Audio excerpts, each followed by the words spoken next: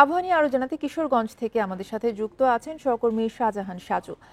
সাজু, আমরা জানি যে বৃষ্টি শুরু হয়েছে তীব্র তাপদাহের পরে, কিন্তু তারপরেও কিন্তু বজ্রপাতের আতঙ্ক রয়েছে বিভিন্ন জেলায়। বজ্রপাতের জন্য কি আসলে কোনো সতর্কতামূলক ব্যবস্থা নেওয়া হয়েছে কিনা বা সতর্ক করা হয়েছে কিনা?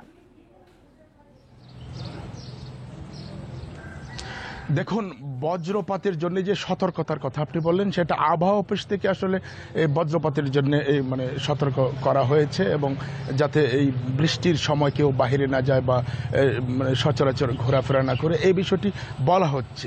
কিশোরগঞ্জে কিন্তু যে গেল 20 দিনে 14 জন বজ্রপাতে মারা গেছে। আর আমি যদি বলি, গতকাল ভৈরবে 2 জন, কুলিয়ারচরে 1 জন এবং করিমগঞ্জে 1 জন, মোট 4 জন গতকালই মৃত্যুবরণ করেছেন।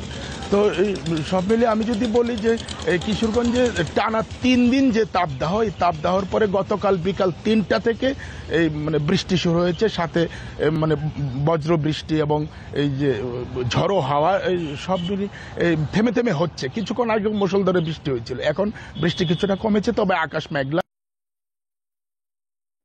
মানুষ এখন আসলে বজ্রপাতের যে একটা আতঙ্ক, সেই আতঙ্কে দিন কাটছে। কারণ বৃষ্টি শুরু হলে বজ্রপাত হয়, এবং বজ্রপাত হলে কোনো না কোনো উপজেলায় কেউ না কেউ মারা যাচ্ছে।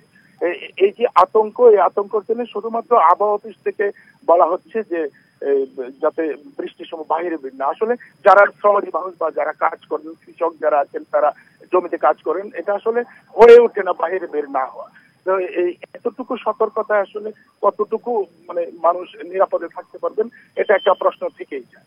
আর থেমে থেমে বৃষ্টি হচ্ছে, আর আবহাওয়া অফিস বলছে যে আগামী 1 সপ্তাহ পর্যন্ত এরকম তাপমাত্রা কম থাকবে, বৃষ্টি এবং বজ্র বৃষ্টি ঝড়ো হতেই থাকবে। আর এই কিশোরগঞ্জের যে মৃত্যু আতঙ্ক বজ্রপাতে, এটা এখনো আছেই, এই মৃত্যু আতঙ্ক কাটছে না। এই ছিল কিশোরগঞ্জ থেকে আপাতত সবশেষ।